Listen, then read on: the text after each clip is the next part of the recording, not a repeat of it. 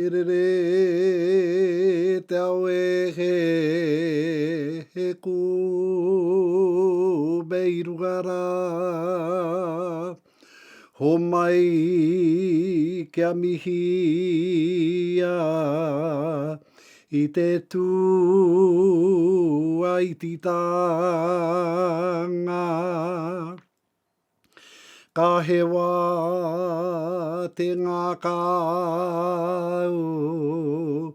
i o mata i rewa hau.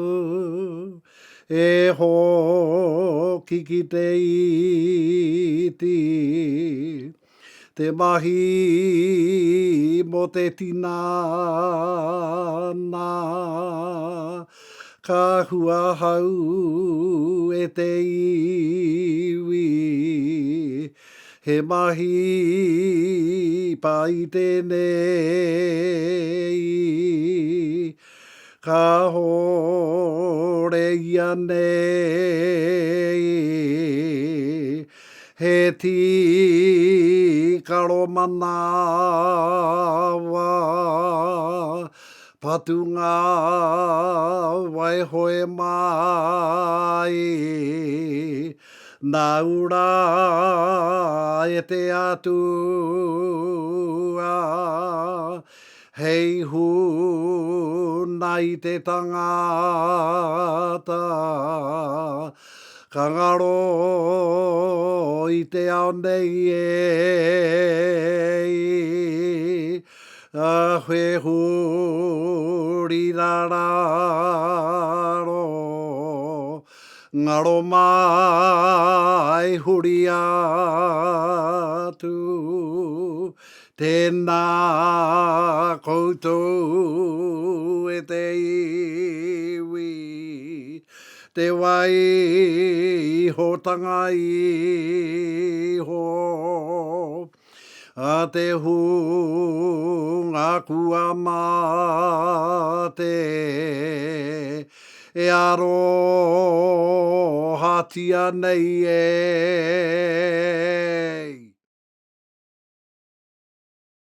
E rere te ao, he whakaro tēnei o te moke moke, ne, te tahi wahine.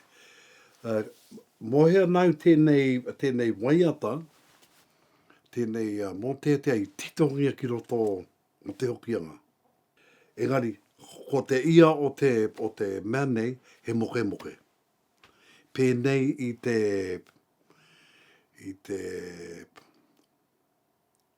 mō tētea o tainui e meana, kei hea o kuhoa i muara i te tōnuitanga.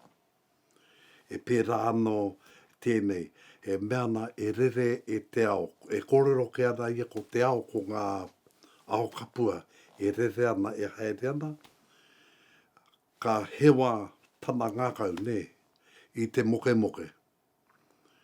I te moke moke, i te kore e kite, i awai, ka haere tonu ngā kupu, ka mea i ngā kupu e tangi ana ki te atua. E tangi ana ki te atua, mo ana korenga e kite i o nā hoa. Nā reira tēnei mō tea, he mō tea tangi.